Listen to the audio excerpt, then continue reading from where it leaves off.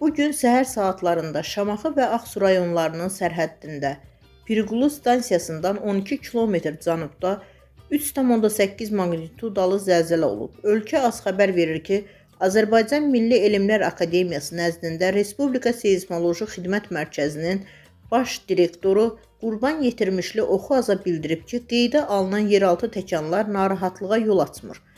Bugün baş verən zəlzələ güclü hesab edilmir. Ümumiyyətlə, ölkəmizdə hər gün yeraltı təkanlar qeydə alınır. Lakin onlardan bəziləri hiss olunur, bəziləri isə yox.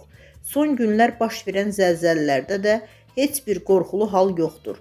Bu, yeraltı süxurlarda gərginliyin artması və nəticədə ortaya çıxan prosesdir. Ümumiyyətlə, ölkəmizdə 6 baldan yuxarı zəlzələ gözlənilmir. Yəni, katastrofik zəlzələ ehtimalı bizdə yox dərəcəsindədir.